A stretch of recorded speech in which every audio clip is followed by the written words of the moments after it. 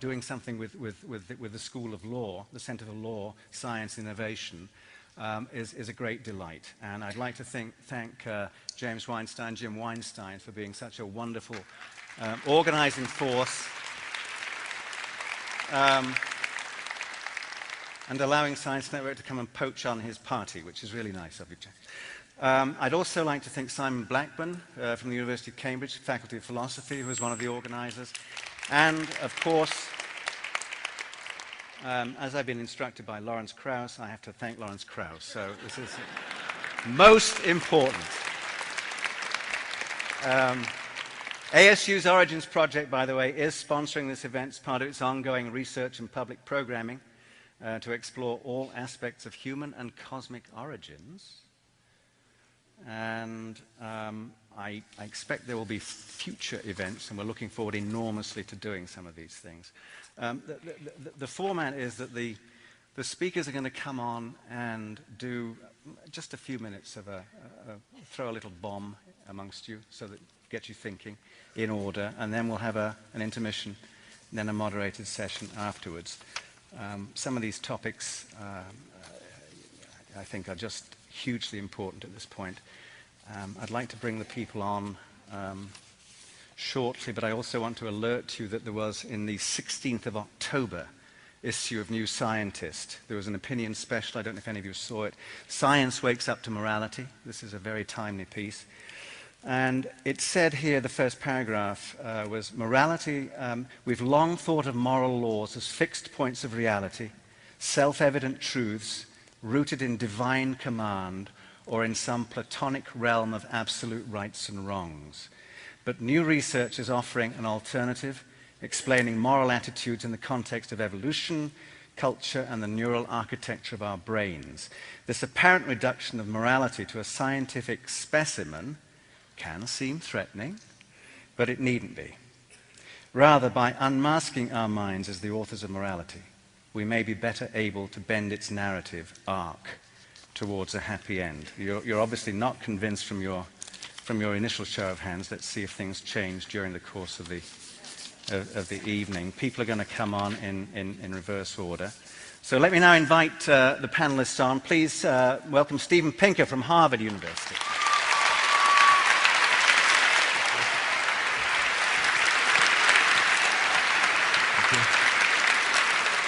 Simon Blackburn from Cambridge.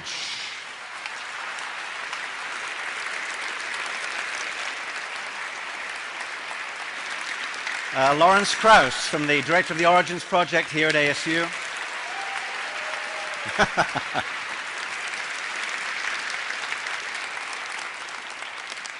Peter Singer from Princeton.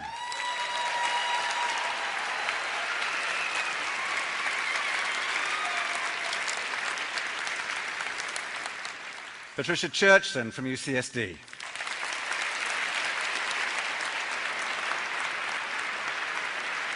And Sam Harris from Project Reason. So,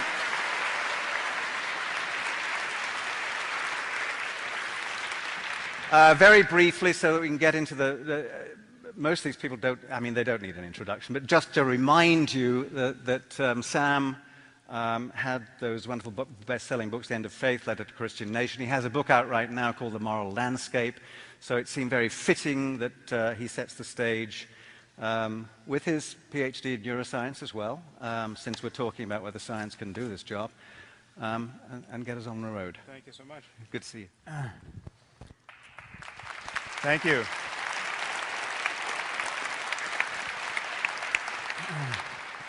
Thank you. Well, it's really an honor to be here and an honor to be in this company, needless to say. I'm going to talk to you tonight about the relationship, as I see it, between science and human values. And this is the subject of my current book, The Moral Landscape. Now, many people think this relationship is somehow problematic, usually because they think that the universe is parceled into these separate quantities. On the one hand, we have facts, which obviously science can deal with. But on the other, we have values, which inconveniently for us cover the most important questions in human life, and it's thought science really can't touch these. questions of right and wrong and good and evil, questions about really the core issues of how to raise our children, what proper goals we should strive for in life. And it's thought that while science may be able to help us get what we value, it can never tell us what we ought to value. And I want to kind of push this intuition around because I think this is an illusion. I think the split between facts and values is an illusion.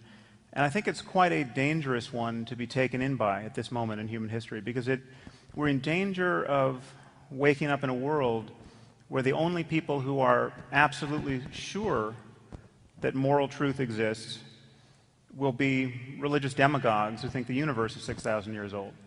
And they'll be sure that these truths exist because they got them from a voice in a whirlwind. So I actually think the connection between facts and values is actually quite straightforward and philosophically uninteresting. And for that reason, we could ignore much of what has been said in moral philosophy over the ages. I think values reduce to facts. They reduce to facts about the well-being of conscious creatures. And if you just imagine a universe where there are only rocks, clearly there are no values in this universe. There's nothing that can care about change in the universe. The moment you get conscious minds that can experience change, then we can talk about changes that matter. We can talk about right and wrong and good and evil. And we can talk about this because what there is to value are changes in experience, and to the degree that experience can change. So if we care more about our fellow primates than we do about insects, as indeed we do, it's because we believe they're laid bare to a wider spectrum of changes in experience. And I think we're right to feel that way. We're right to have our moral intuitions track the possibilities of experience. And if you doubt this, I would just ask you to consider, imagine a universe in which every conscious creature suffers as much as it possibly can for as long as it can. Okay, I call this the worst possible misery for everyone. Okay, the worst possible misery for everyone is bad. Now, if the word bad means anything, it applies to that situation. Now, if you think that the worst possible misery for everyone might not be bad, or it might be good in the end, or there might be something worse, I don't know what you're talking about. And what's more, I'm pretty sure you don't know what you're talking about either. Now, this, it seems to me, is the only philosophical assumption you have to grant me. The worst possible misery for everyone is bad, and everything else, every other possible state of the universe, is better. And given that the experience of conscious minds is a natural phenomenon emerging out of the way the universe is, and is constrained by the laws of nature in some way, then there are going to be right and wrong ways to move along this continuum of possible experience. There are going to be right answers to the question of how to avoid the worst possible misery. And it'll be possible to be wrong in your efforts to avoid the worst possible misery. And that's all we need for a science of morality. Now, some of you may be concerned that this notion of the well-being of conscious creatures is not well defined enough. And I get a lot of mail along these lines. I get people write me emails saying, well, you're saying that well-being is a value, but you haven't proven that it's a value. And I get emails like, who's to say that if you wanted to torture every conscious being to the point of madness, that's not as good as any other strategy? How could you prove that? Think by analogy of physical health. Okay, physical health as a concept is very loosely defined. It's a truly elastic concept which changes as we make breakthroughs in medicine. When the statue was carved, life expectancy was 25 or 30. It's now 80. If we ever re-engineer our genomes in such a way as to live to be 1,000, our expectations of health would change markedly, and yet we can have a science of medicine without tying down the definition of health. And what you don't get, you don't get pushback, skeptical challenges to the philosophical foundations of medicine. You don't get people saying, well, who are you to say that health has something to do with living a long life free of pain and debilitating illness. You don't get someone saying, well, how would you convince someone with terminal smallpox that he's not as healthy as you are? And yet I get precisely this challenge. And my link between morality and well-being and my description of a possible science of well-being seems open to the challenge, well, how would you convince a member of the Taliban that throwing battery acid in the face of a little girl isn't good? We don't have to convince a member of the Taliban of that. We can't convince a majority of the American population that evolution is a fact, and yet biology thrives. Scientific truth is not predicated on convincing everyone. Now, this is true even of the least value-laden claims about the nature of reality. Think about water. For 150 years, we've known that water is 2 parts hydrogen and 1 part oxygen. What do we do when someone doubts that claim? When someone comes into the room and says, well, that's not how I choose to think about water. Okay. Imagine a biblical chemist who comes in and says, well, chemistry for me is whatever fits the book of Genesis. Okay. Well, all we can do in that case is appeal to scientific values. The most basic scientific fact relies on the value of understanding the universe, the value of respect for evidence. I mean, what evidence could we put forward? If someone doesn't respect evidence, what evidence could we put forward proving that they should? If someone doesn't respect logical consistency, what logical argument can we put forward? And so too with parsimony and intellectual honesty and mathematical elegance in other areas of science. I mean, these are values. Science is in the values business. So the most basic facts about the nature of reality can't be asserted without a tacit appeal to value. So the valuing, avoiding the worst possible misery for everyone doesn't seem like a leap. And clearly there's a continuum of facts that relate most directly to human well-being, about which we can form true or false beliefs. And there's something to be understood about how we can escape a failed state, for instance, as Somalia is and was. This photo is from the 80s. But I mean, think of Congo at this moment, where everyone's daily concern is avoiding being raped and killed by drug-addled soldiers. There's something to be understood about how societies fail, about how people fail to collaborate. And movement on that continuum is non-random toward a place very much like the one in which we're living at the moment. And the requisites of human well-being can clearly be understood on many levels. We're talking about the genome, we're talking about states of the human brain, and we're also talking about economic systems and political arrangements. But each of these levels, granted the details are complex, each falls into one of the familiar bins of science. We're talking about genetics and neurobiology and psychology and sociology and economics. This captures our possible discussion about the real causes of human and animal well-being.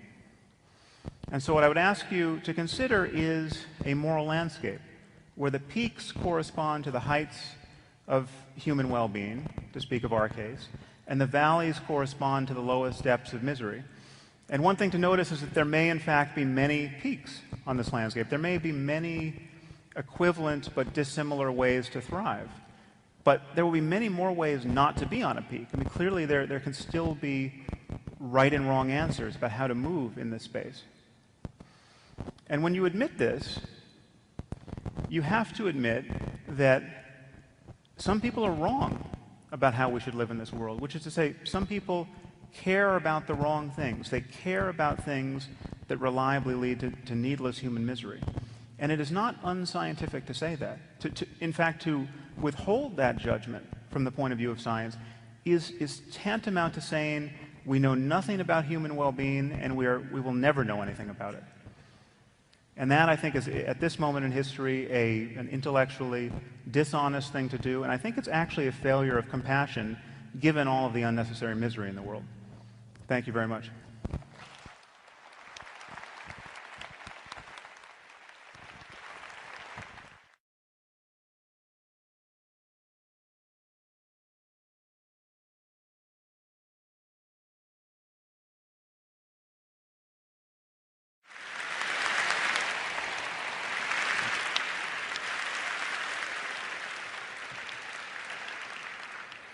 Stephen Pinker, Harvard College Professor, Johnston Family Professor of Psychology at Harvard University. You know the books, The Stuff of Thought, Language as a Window into Human Nature is the most recent one. Before that, of course, How the Mind Works, The Blank Slate. And it is, of course, obligatory from all the pieces I've written about Steve to refer to his rock star locks. Stephen Pinker. Thank you.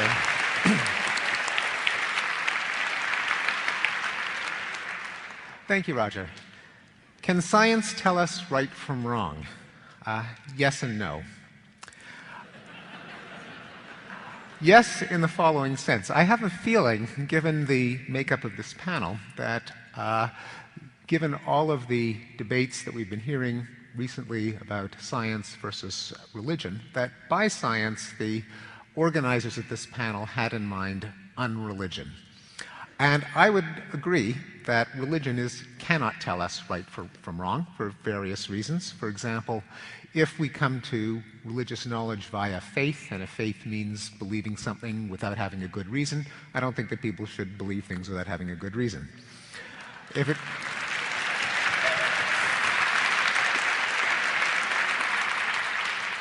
If it comes from the glow of subjective certainty, if it comes from scripture, if it comes from authority, those are all terrible reasons to believe something.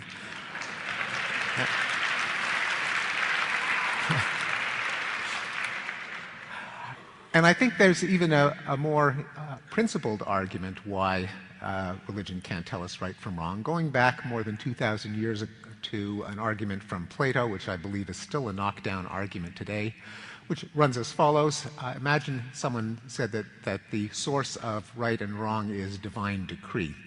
Killing is wrong because God said it's wrong. Well, then you have to ask, why did God say that it was wrong? Did he have a good reason, or was it just a whim? Could he have just as easily said that it's right to go out and kill and rape and torture, in which case it would be right because he said it's right?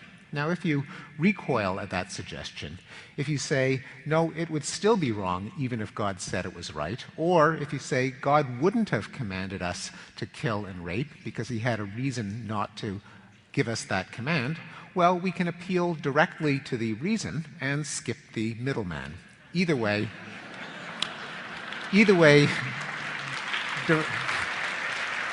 boy, this is I have a feeling this is a non-randomly selected audience. Either way, it's not going to be religion.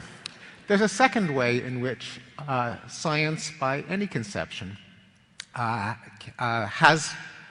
and has told us right from wrong, because a lot of customs that we recognize today as barbaric, as clearly wrong, emerged out of what we would now consider scientific ignorance. For example, every historic civilization has practiced human sacrifice. You take an innocent person, you subject him to prolonged torture until he's dead. Why would so many cultures do this apparently bizarre thing that offers them no benefit? Well, all of the ancient civilizations believed in sadistic, bloodthirsty gods. They lived their lives. They saw that it was full of nasty surprises. People died of accidents. People got sick. Children got sick. Crops would fail.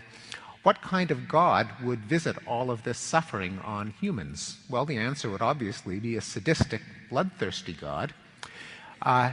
If God has a minimum daily requirement of human gore, why not be proactive about it? Better him than me. Likewise, the primitive pre-scientific mindset believes that there are no accidents. That if something bad happens, if a ship sinks, if a crop fails, then there must have been a witch that cast a spell that caused it to happen. From that, it doesn't take long to finger someone you don't like as the witch that caused that calamity, and that licenses you to kill the alleged witch. We don't believe in witches anymore. One of the great moral advances, I think on a par with love thy neighbor and do unto others, is the one on the bumper sticker, which I'll paraphrase as stuff happens. Slavery used to be justified by the empirical hypothesis that Africans were innately inferior and subservient and helpless. We know from a scientific mindset that that is incorrect, and that undermines one of the justifications for slavery. Likewise, sadistic blood sports, lowering a cat into a fire to watch it burn to death as a form of public entertainment. We have every reason to believe that cats suffer as much as humans do, among them being that we know what makes humans suffer, namely the activity of our brain. We know that cats have brains with all the same parts, therefore we have every reason to believe that cats suffer. As Voltaire famously said, those who can make you believe absurdities can make you commit atrocities. On the other hand, and here's where the no comes about.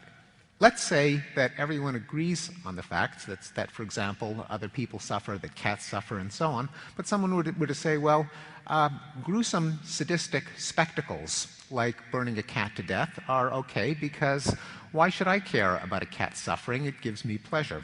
Or it's fine to break criminals on the wheel, which is to say strap them to a wagon wheel, smash their arms and legs with a sledgehammer, hoist them on the wheel, let them die in agony, because bad people deserve to suffer. What else is going to deter people from a life of crime? And besides, it's great entertainment to bring the whole family out and watch the victim writhe and scream, which is how criminal punishment was administered in medieval Europe for hundreds of years. Now, we realize today that that is wrong. And, but on the other hand, it isn't exactly science that tells us that it's wrong, nor is it a gut feeling. In fact, cruel punishments were eliminated not by appeal to religious scripture, since scripture indeed mandates all kinds of cruel punishments like stoning for what we today recognize are trivial infractions like blasphemy and heresy and working on the Sabbath. So that wasn't where it came from. It didn't really come from science because there wasn't necessarily any disagreement over the facts, but it did come from reason. People provided reasons at the time why cruel punishments were a bad idea. For example, one reason is that each of us objects to our own suffering. If suffering is bad for me, how can I say that suffering is okay for someone else just because they're them and I'm me? It's like saying that the point that I'm standing on is a special place in the universe because I happen to be standing on it at this very moment. Well, if suffering is for everyone is a bad thing, if it's bad for you, you can't coherently maintain that only my suffering counts, then the only reason that you should administer suffering in a system of criminal justice is to deter a greater amount of suffering that the criminal would perpetrate if he was undeterred. Well, if deterrence is the goal of a criminal justice system, you should only administer that much discomfort that would deter someone, and surely locking someone up or fining him would have the same deterrent effect as smashing his arms and legs and leaving him to die in agony. Moreover, if you had a criminal justice system like every European country had until the Enlightenment, where what we would recognize as minor crimes like gossiping was punishable by hideous torture or shoplifting, well, that creates a perverse incentive structure. Because if someone wants to shoplift a loaf of bread and they know that they're going to be tortured to death, well, they may as well kill the shopkeeper while they're at it, because there could be nothing worse than the punishment they get for stealing the loaf of bread. Why not reduce the probability of getting caught by committing the maximum possible crime? And so that is a good reason to calibrate punishment in a criminal justice system so that the worse the crime is, the more severe the punishment is. Now, these are arguments. They're not religious arguments. They're not scientific arguments. They were offered by people like Cesare Beccaria, a philosopher and an economist. And that is the kind of reasoning that we use in conjunction with a better understanding of the world to tell us right from wrong, both in history and today. This kind of secular reasoning is done not just by scientists, but with the help of historians, journalists, essayists, polemicists, legal scholars, and moral philosophers. Now, one could say, since it's really hard to find a sharp dividing line between science and many aspects of philosophy, or science and social science and history, history and political science.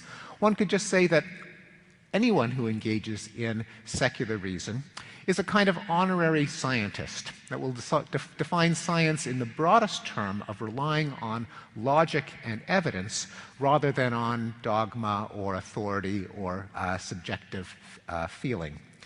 If that was the definition of science, then I would say yes, science can determine what's right from wrong. It's not the way most people use the word science, and as long as what people think of when they think of science is biology and chemistry and physics, I would say that science is indispensable in determining right and wrong, but it's not enough to determine right and wrong.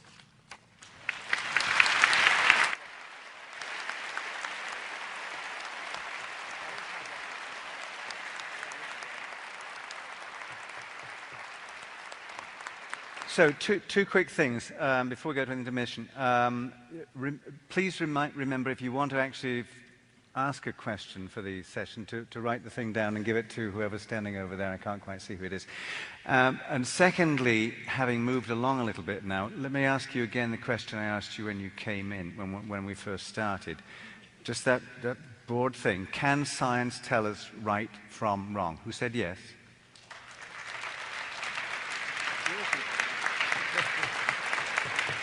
And who says no?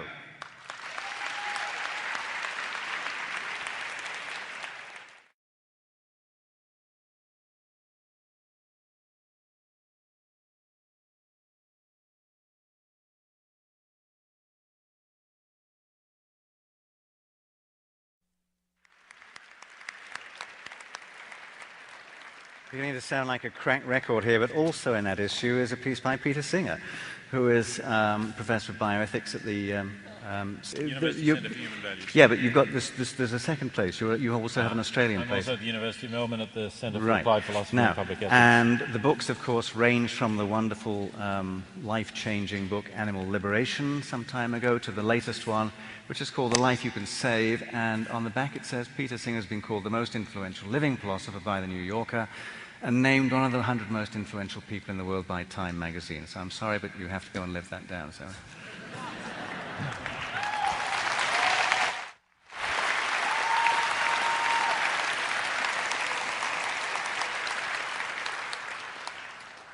Thank you very much. I appreciate the invitation to be here, and it's thank you whoever turned the lights up a little bit, so it's really much nicer to see who you're speaking to. Sorry for the other speakers who didn't get that. We are having a debate about whether science can tell us right from wrong. It's an old debate.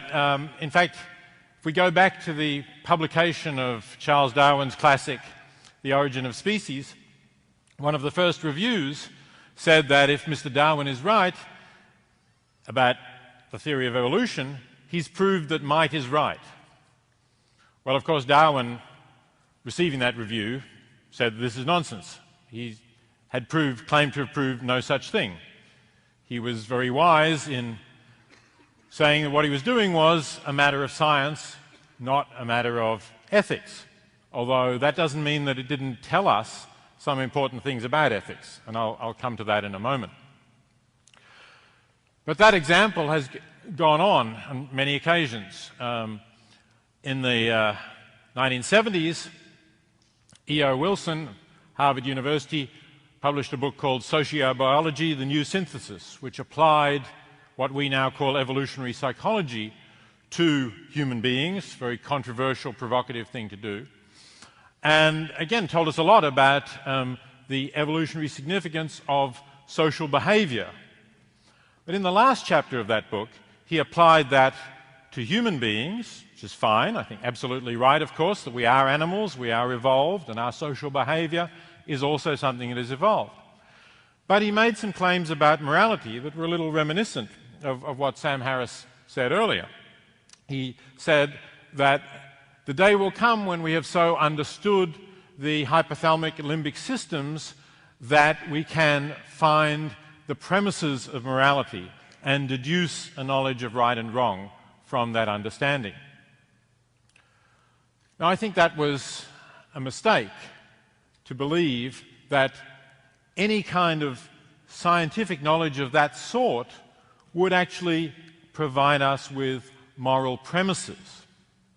And I put the emphasis on the word premises because science certainly does provide us with information that is extremely important for us in working out what is right and what is wrong. But I don't believe that it can provide us with the premises, with the basic values that we have to work from.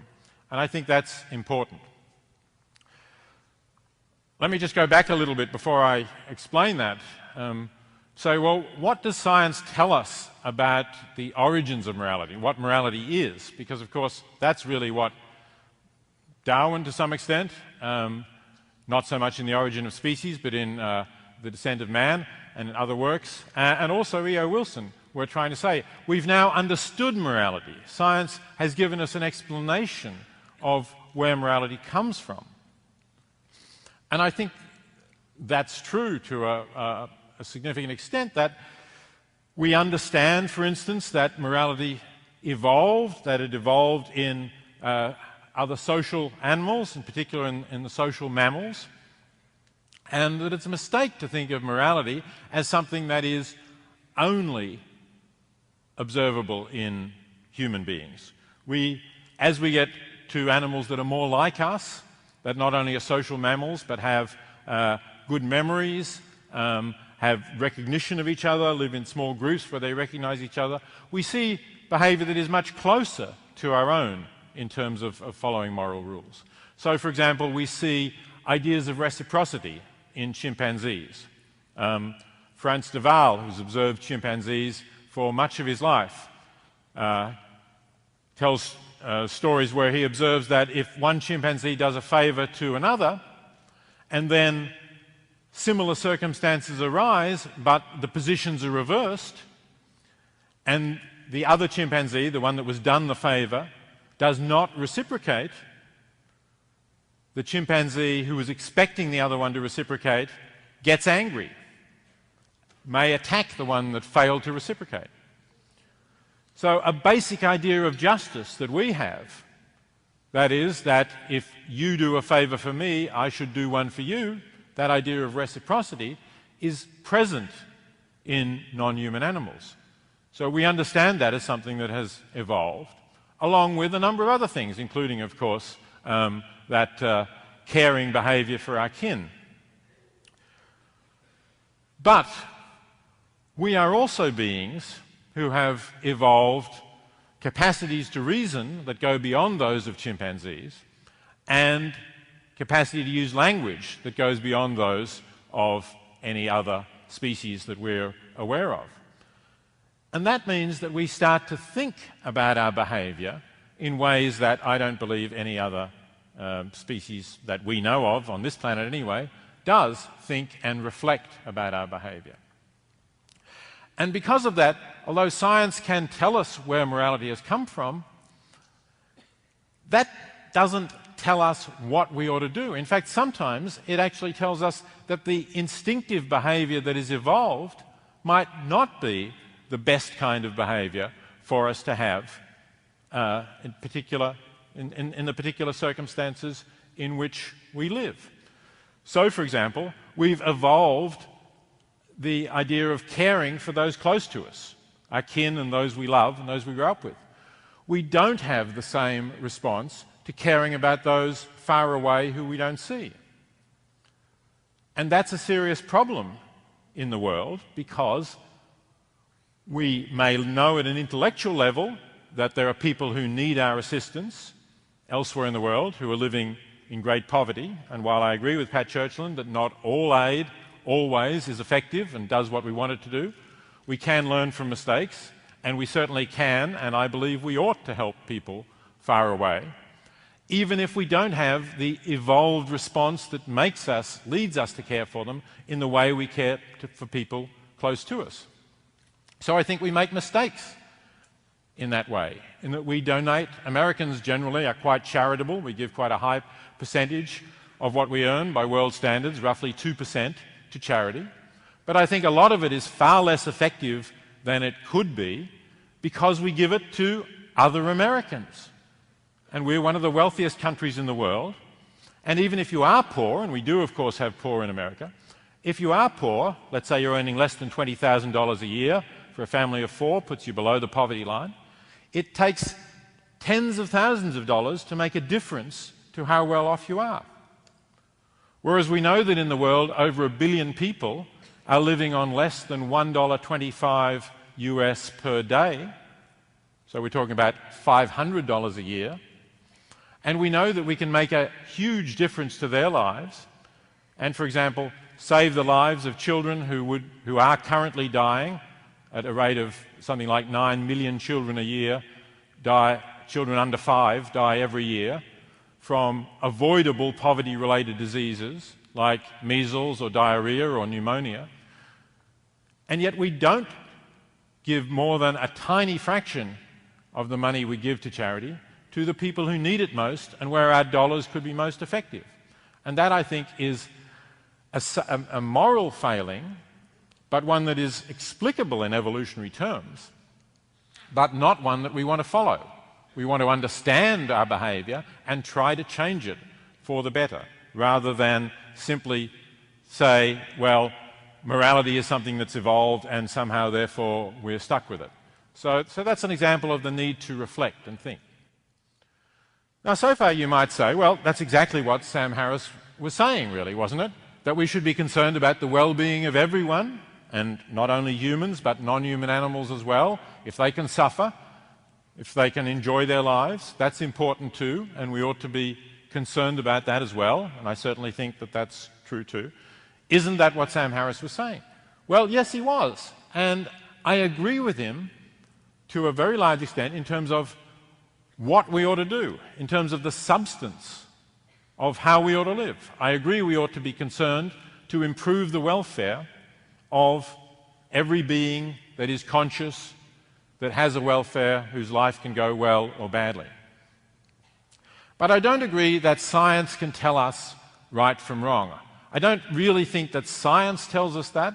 I think it's a big story, but I think we can see that there are reasons that the fact that a being is suffering gives us a reason to do something about that suffering, not something that science itself tells us.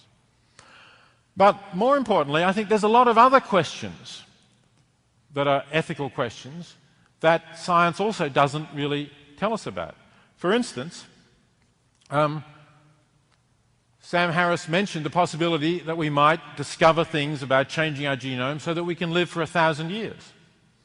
Suppose that we do discover that, but we still live on a world with finite resources that can't give a good life to more than, let's just say, 10 billion people. And let's say that by the time we've discovered this, there are 10 billion people on the planet. And let's say that although we've discovered how we can live for 1,000 years, the quality of our life starts to drop off after the first 100 and just isn't as good for the remaining 900 as it was for the first 100. Not implausible. Then there's an ethical question. Should we extend life for 1,000 years? Because don't forget, we can only have 10 billion people on the planet. And if each of them live for 1,000 years, obviously fewer can exist. Whereas if we voluntarily said, no, this is not a scientific development we want, then we could have more people coming into existence living that great first 100 years and then dying after 100 years. I don't see how science can tell us whether it's better to have, over time, more people alive who will live a very high-quality life for 100 years, or fewer people who will live a less good life, but still a good life, but just less high-quality life, for 1,000 years.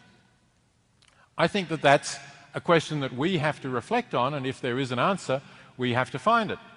And that's not, although that's a science fiction example, there are many other cases that we can think of, and I agree with Pat Churchland that there are things that science doesn't tell us.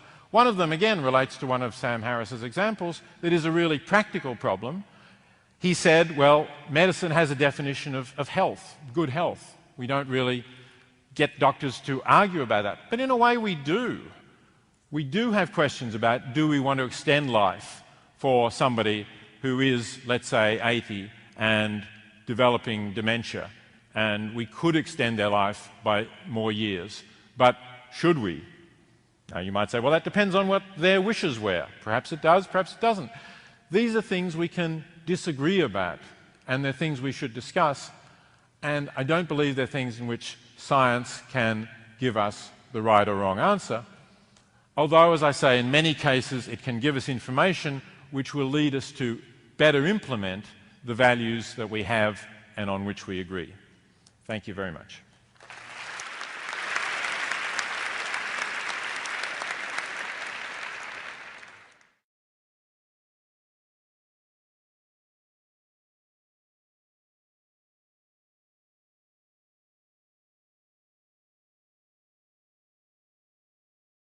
Next up, Patricia Church. And as I mentioned, this October 16th issue of New Scientist is extremely good. Pat has a piece in here as well, Roots of Right and Wrong.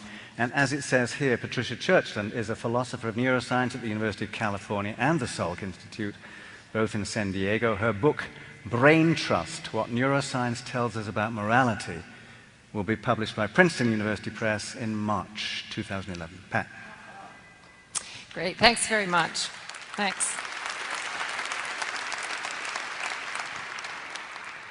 It's a great pleasure in particular to speak after Sam Harris, because some of what I want to say really falls within the general structure that I think he has laid out. So the question that I'm interested in is where values come from.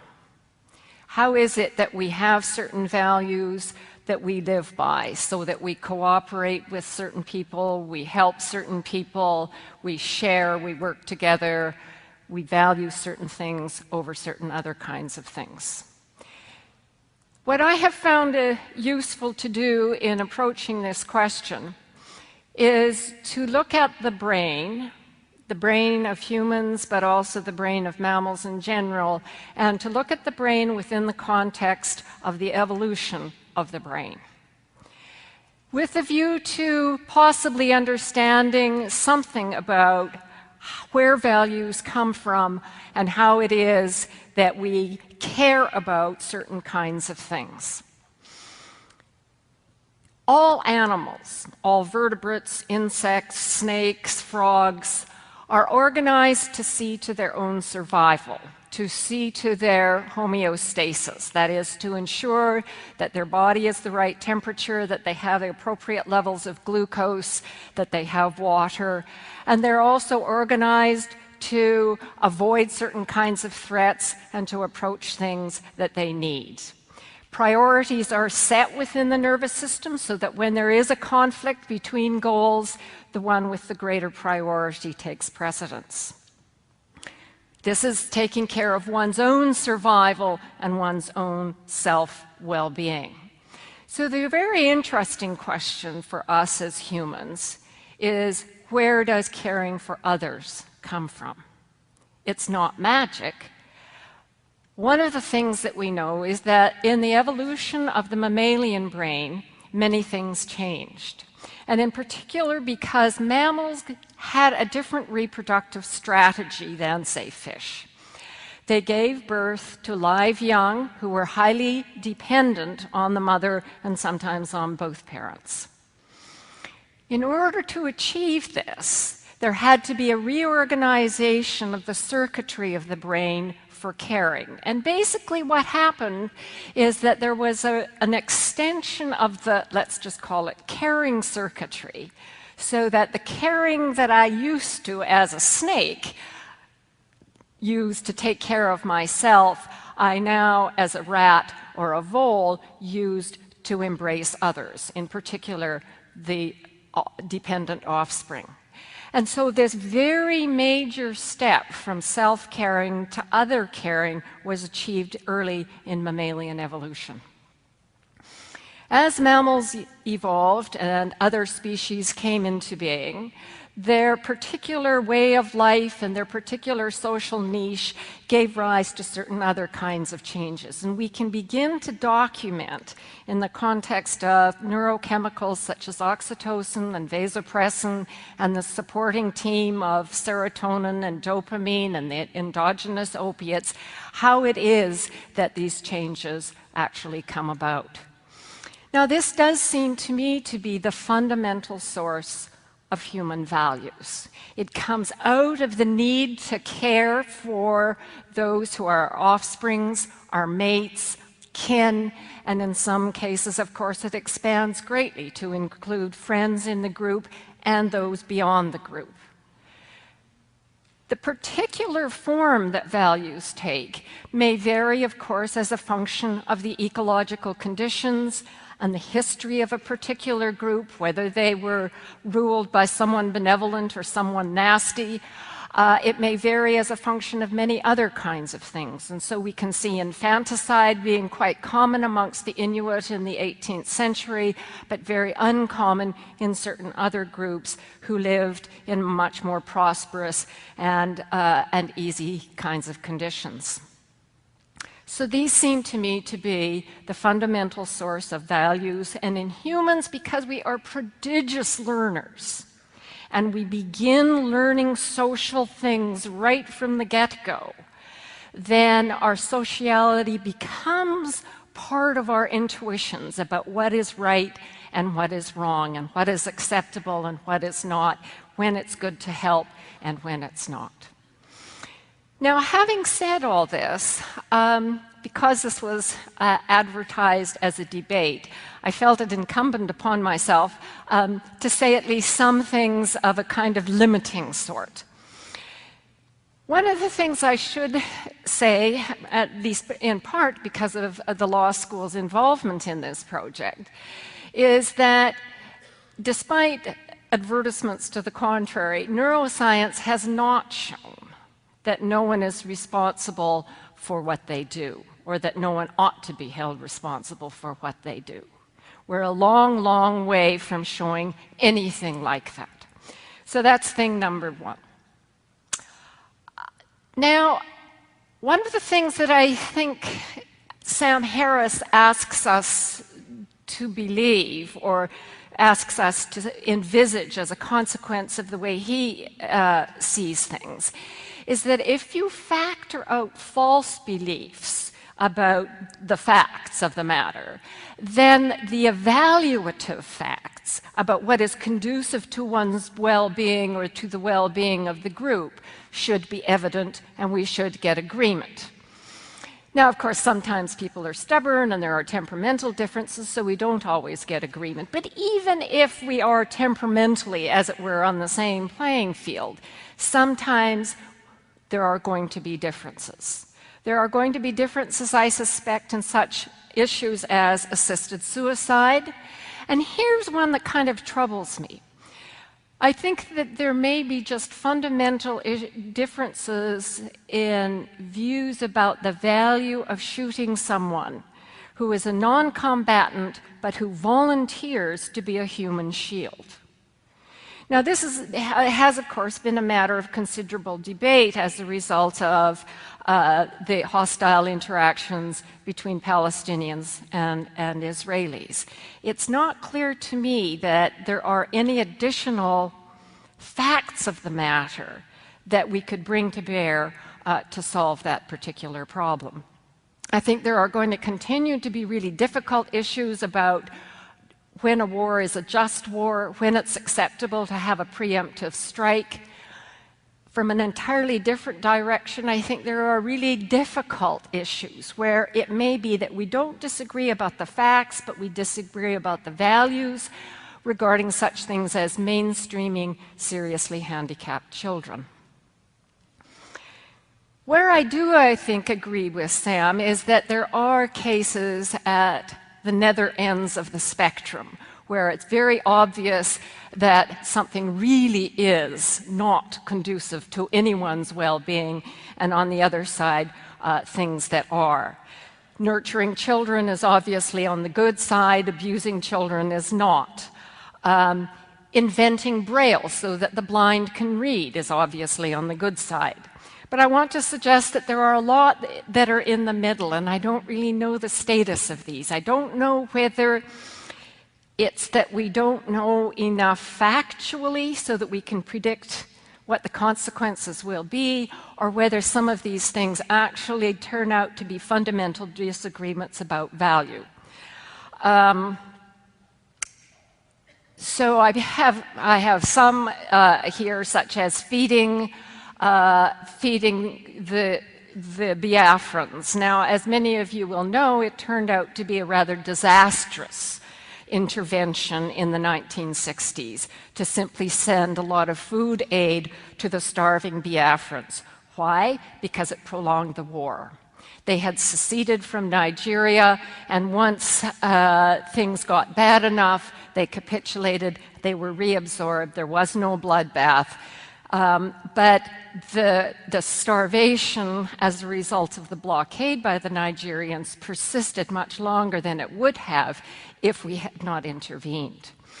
So that's a sort of case where it seemed like a good thing at the time, feed the hungry.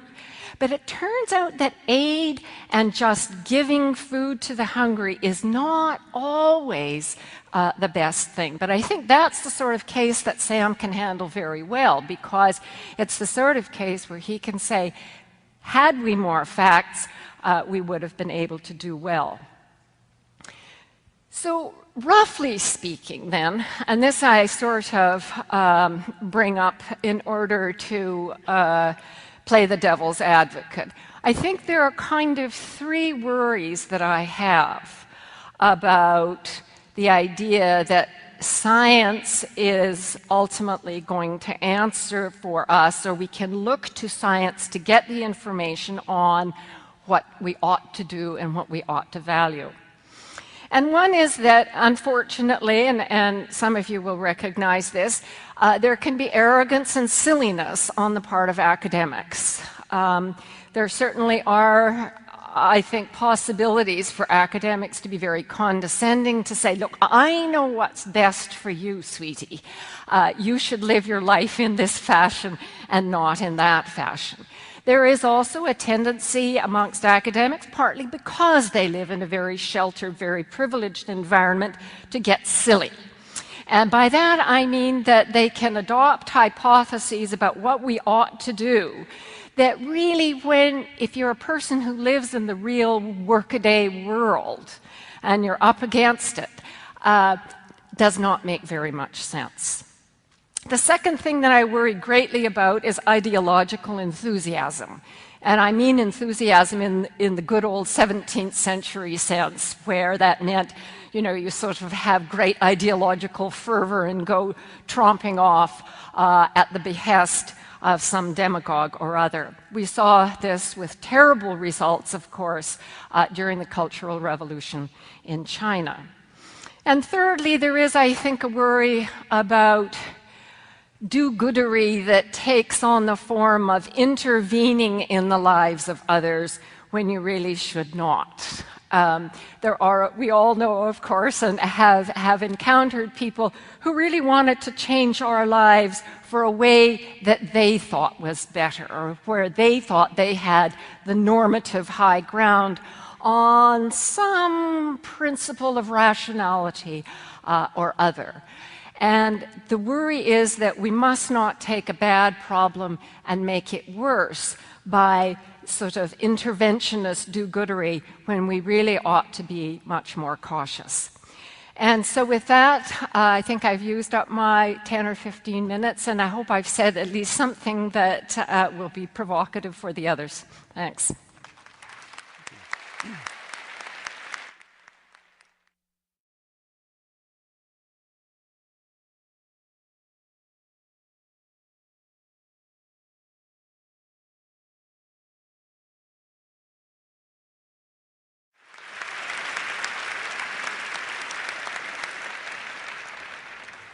So, having spent the last 2 days talking about consequentialism and deontology and virtue ethics and eudaimonia and human flourishing and well-being, you probably noticed that we're already running late.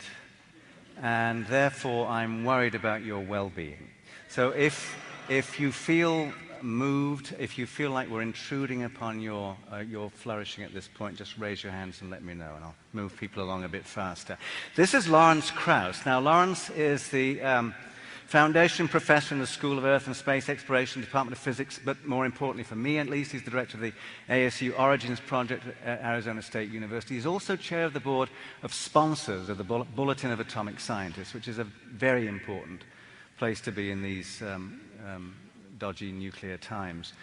So Lawrence is actually kind of a public intellectual, as well as being the only physicist to receive the highest awards from all three major US professional physics societies. And today, the prolific author was clutching the advanced copy of his new book, Quantum Man, Richard Feynman's Life in Science. This is Lawrence Krauss. Thank you.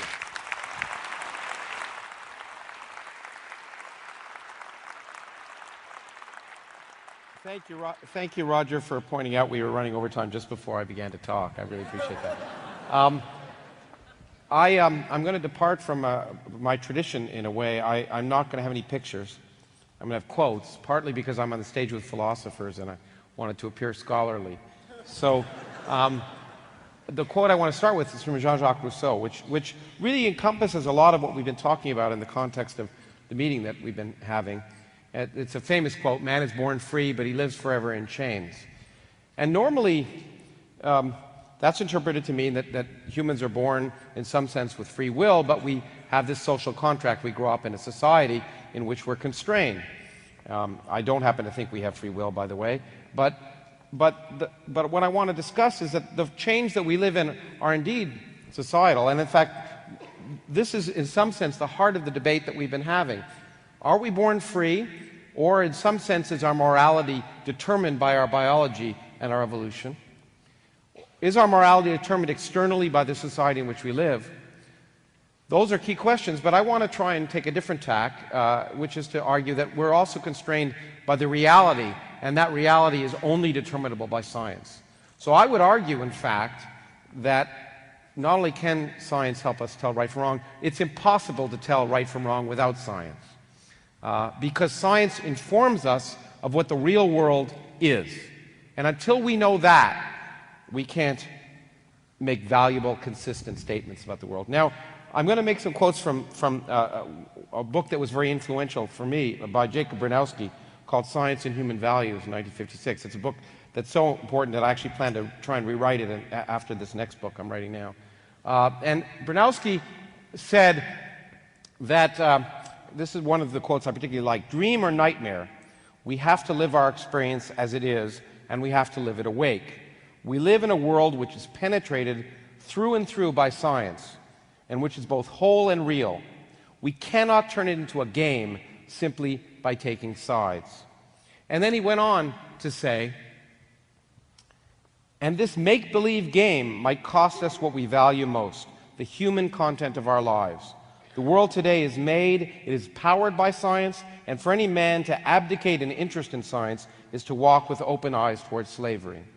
And the content I want to say is not so much that science necessarily by determining neurophysiology can determine what is right or wrong, but the process of science is what has changed our values, what will govern our values, and what should govern our values. So I want to summarize basically my points. Our moral decisions are constrained by our biology and the social contract, both aspects of what I put in the first slide.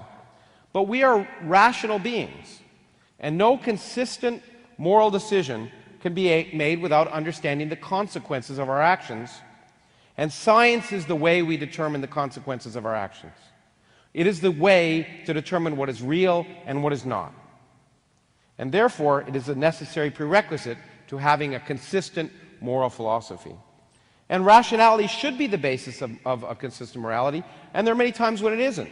But one of the things we've learned in actually meetings we've had associated with the Origins Project here on human uniqueness and most recently on cultural evolutionary biology is that there is maladaptive behavior. Humans behave irrationally as groups. But what we've learned is that it's usually based on incomplete information about what's happening in the world around them. that with more complete information, the maladaptive behavior will go away. I would also argue that concepts such as virtue, and in fact every perceived innate belief that we have, is meaningless except in the context of our experience and empirical reality, the two aspects that science reveals to us. And finally, by science I don't mean, again, the science deriving and determining how humans behave, but the scientific method of secular empiricism. Those are the two, I relate the two. Basically, secular empiricism, it seems to me, arose out of the scientific method. It's ludicrous to pretend it hasn't affected our values. It has already colored our values. The values we have today are defined because of 400 years of science. We would be loath to define anyone as civilized whose ideas of justice and humanity have not evolved over the past 400 years since science has changed the playing field of the human intellect. Science, I would argue, and I think Simon may disagree, underlies the Enlightenment. And it has done so not because, well, because it works. That's the reason that we are here today. Science works. It's changed the world in an effective way. It's largely meant most people live better than they did 400 years ago. And because of that, our ideas of what is right and wrong are vastly different than they were 400 years ago. I'm sure maybe Steven Pinker will be talking about that to some extent. And when we look out at societies that deny, that we think are backwards, and I'll pick one as fundamentalist Islam. We look at people who have denied the reality of the world around them. They have turned their backs on science, and we view them as uncivilized, and they've turned their backs on science, and part of the reason that the problems is because by turning their backs on science, they've departed from the modern world and don't have the benefits of modern technology, which has produced societies with poverty and disorder. Now, what is real? I just learned the other day one of my favorite quotes, which is now one of my favorite quotes, is by one of my favorite authors, Philip K. Dick, a science fiction author. He said, "Reality is that which, when you stop believing in it, is still there." And I think that's really what science tells us, that whether we believe things or not, there's an external reality, and we have to learn to live with that. And Bronowski put it a different way. What is truth? The sanction of experienced fact as a face of truth is a profound subject and the mainspring which has moved our civilization since the Renaissance. The common view remains the classical view, that the concepts of value, justice, honor, dignity, and tolerance have an inwardness which is inaccessible to experience. The root of this error, as he put it in 1956, goes down to the closed logic of the Middle Ages and had been formed into a system by Aquinas. But it did not share the test of truth of modern physics, for there's a gap between the intuitive and the corrected concept. For there, the gap is gaping, as he put it. Science has taught us that the world we think exists is not necessarily the way the world is. And we cannot have a consistent sense of reality without being willing to force our beliefs to conform to the evidence of reality rather than the other way around. In fact, I wore this T-shirt not just because I think it's dashing, but because it was given to me by my best friend, and it says 2 + 2 is 5 for extremely large values of 2. And this is the point. When you look at 2 + 2 for 5, we know 2 + 2 isn't 5. But science has taught us, in fact, for large numbers, the world behaves very differently than we think it does. And it's important, if we're going to have a consistent understanding of how we're supposed to behave, we have to understand that the world is different than our intuition necessarily projects. And science has been the only way to learn about that. So the habit of truth, which is what science is all about, is the best description I know of it is of Richard Feynman, who I'm very fond of because, of course, he's the subject of my new book. The only way to have real success in science is to describe the evidence very carefully without regard to the way you feel it should be. If you have a theory, you must try and explain what's good about it and what's bad about it equally. In science, you learn a sort of standard, integrity, and honesty. In fact, the ethos of science involves honesty, open-mindedness, creativity, anti-authoritarianism, full disclosure. The basis of what I would suggest is a moral society. Now, we had a session on Science Friday, much of this group, and Ira Flato asked, but how can you convince people when they have strongly held beliefs? And I think, I don't know if I use this quote, but it's one of my favorite quotes. If the only tool you have is a hammer, everything begins to look like a nail. I'm an educator, but I happen to believe from a great deal of political experience that when you actually provide better information, people make better decisions. And education is the basis of a more consistent and just moral society. So, good, I got applause. So, let me give you in the last 2 slides some examples. So the stem cells are a big issue, okay? And they're a big debate. But there are certain facts that if you don't understand them, you cannot make sensible moral decisions. Blastocysts, which are the things people work with, are not fully functioning embryos. They're not going to turn into human beings. The embryos destroyed in stem cell research are going to be destroyed anyway. They're not going to be used for reproduction. They were largely donated for research purposes. They're in storage, and they're just going to be thrown away. And finally, one of the big misconceptions the Catholic Church suffers under is that there's a moment of conception. There is no moment of conception. Having gone to in vitro fertilization clinics, I was amazed to see the incredible number of steps starting from what you would call the fertilization process to a fully functioning embryo, and every single one of them is as important as the one before. There's no moment where you can suddenly define a living being there. It's a continuous process. It's not a moment. And you have to recognize that if you want to ask and make sensible moral decisions about whether you believe stem cell research should be funded. Similarly, Burkas, I thought Sam might talk about it, but he said, and I agree with him, that it seems to me putting a woman in a bag is not a good thing.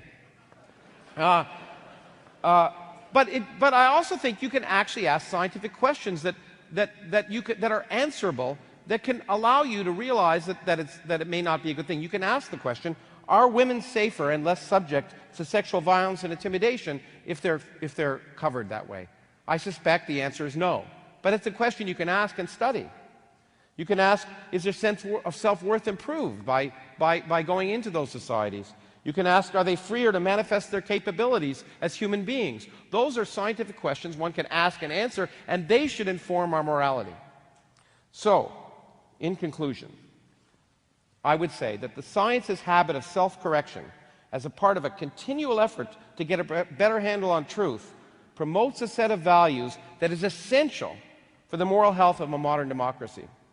No society, no group of humans can successfully address the challenges associated with promoting peace, happiness, and harmony without learning from experience what these challenges actually are and what the alternatives are for dealing with them. There is no inner innate guidebook to deal with global warming, terrorism, AIDS, or even love or murder, because these challenges arise from a constantly changing world that only empirical investigation using the methods of science can uncover. Thank you.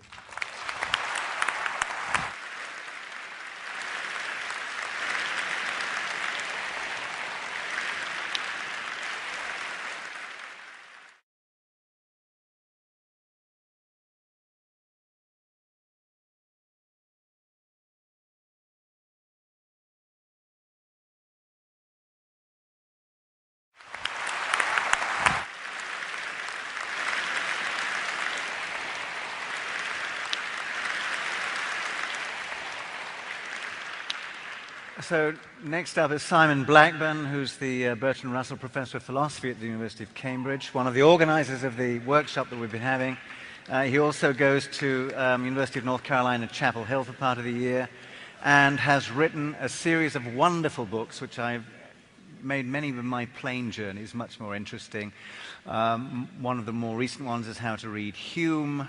He did a Plato's Republic, and also some very clever one-liners, which think, being good, lust, and truth. Simon Blackburn. Thank you very much.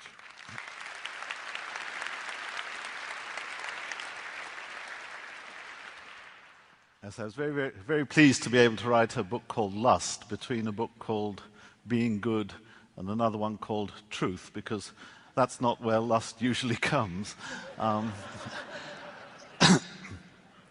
Yes, well, you've heard some wonderfully inspirational speeches, and I feel very inadequate following on because I am not really an inspirational speaker, and I don't really wish to preach to you.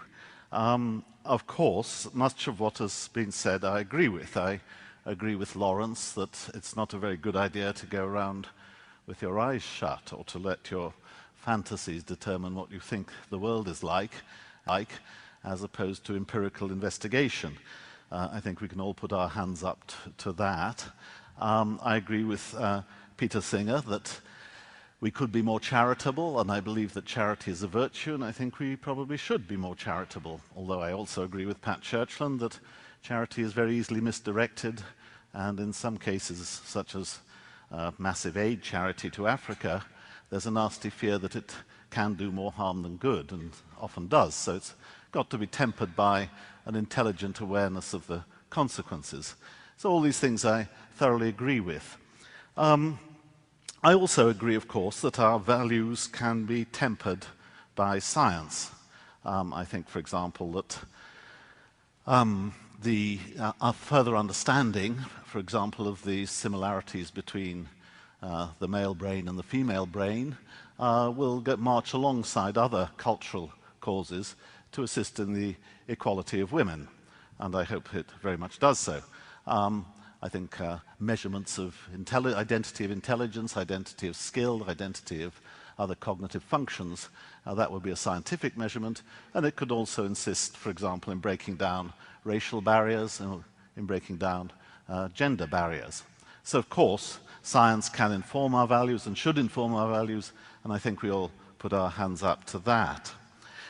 As to whether you need nothing but science, which I think was the message, or the first message we heard, I'm afraid I don't agree with Sam about that, and neither do the other three speakers I think we've heard so far. And the reason, I think, is an important reason. It's a philosophical reason. I'll just spend a couple of minutes saying why I think it's so. It seems to me that values, well, let's start one step further back. Virtually all philosophies of mind recognize two different kinds of mental state. There are mental states whose business is to reflect the world as it is, to represent the world, to, in other words, inform you, for example, about the environment in which you are to act. And those go by the name of beliefs. If a belief is sufficiently certain and sufficiently well tested, you might call it knowledge. So there are beliefs about the world, knowledge about the world, and their business is to reflect the world as it is. But then there are mental states like desires or intentions or concerns. Now they have a slightly different, the usual metaphor that philosophers use is directions of fit. They're the things you care about. And their function is to motivate you to get the world to conform to the content of the desire. If you desire to go to the beer and get a fridge, you want to change, to go to the fridge and get a beer.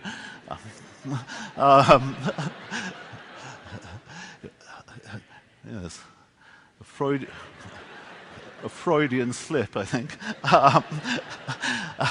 If you desire to go to the fridge and get a beer, your business is that you're set, you're poised, you're disposed to change the world so that, first of all, you become nearer to the fridge than you were, and secondly, you get a beer. That's changing the world, and the function of the desire is to change the world to conform to whatever is the content of the desire. Now, many, many moral philosophers, myself included, put values on the desire side of those mental states. The job of values is to orientate you towards the world, to orientate the way you behave, to, as it were, reflect what you care about and what you desire. It's not just what you desire, it's what you are concerned about in much more important ways. A value is like a desire that you're prepared to make public, that you want coordination on, that you're prepared to insist upon from other people. At its limit, it'll define things that you think you must do, not just things you want to do, and things that other people must do in their relationship to you. So those are values. So it's going to be inevitable that there's a gap between fact and value, because the two mental states, the ones that represent the way of the world and the ones that motivate you to act in the world as you understand it to be, have this different function.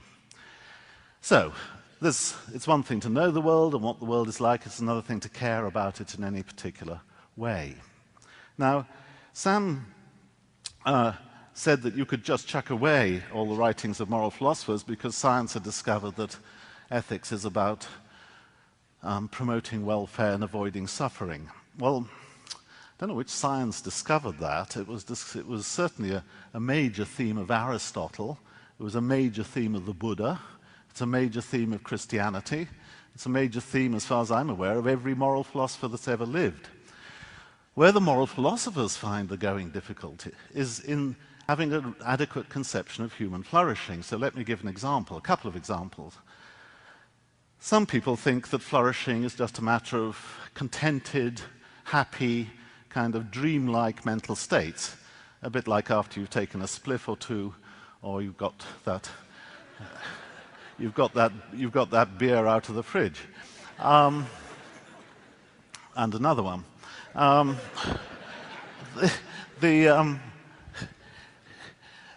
This was the target of, for example, Brave New World by Aldous Huxley. He wrote about a world of sort of zombies, happy zombies kept in a kind of dreamlike, contented state by a combination of drugs and lies. Another way you can be happy, you can flourish, is by living in a fool's paradise, by turning your face away from the things that might make you unhappy, or just being ignorant of them.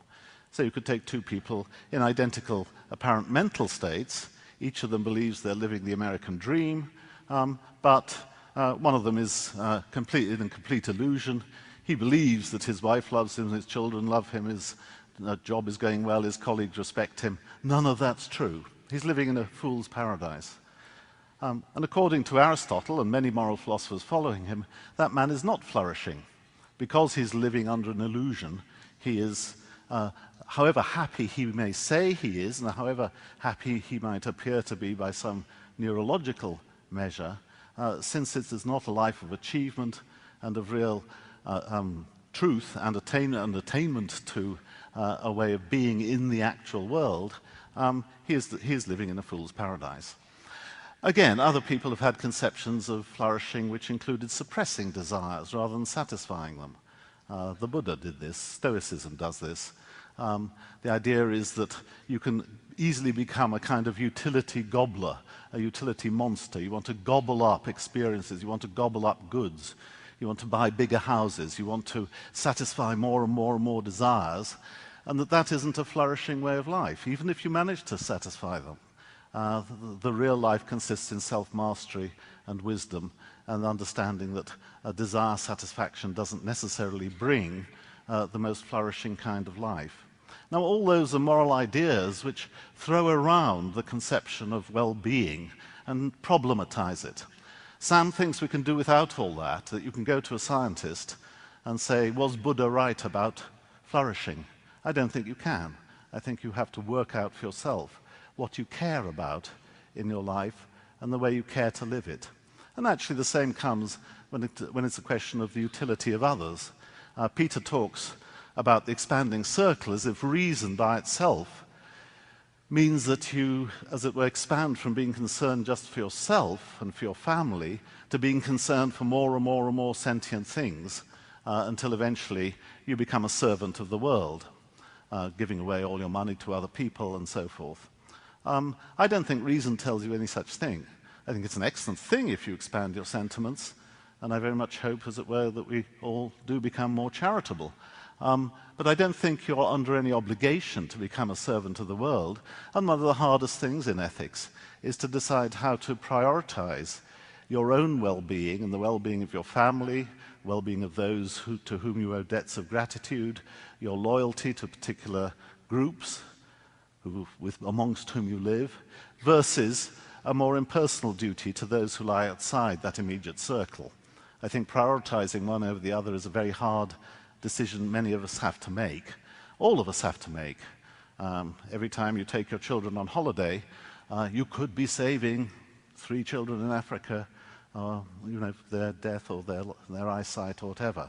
And yet people do go on taking their children on holiday. And I'm glad they do. I think they have to. So, prioritizing these things is very hard, it's very difficult, it's not solved just by saying, oh, it would be awful if everybody was miserable and it would be wonderful if everyone was happy. You can't live simply with that as a guide. It's no guide at all. So, I'm afraid ethics is and remains a very difficult subject, and it's a complete illusion to suppose that science will give us all the answers. Thank you very much.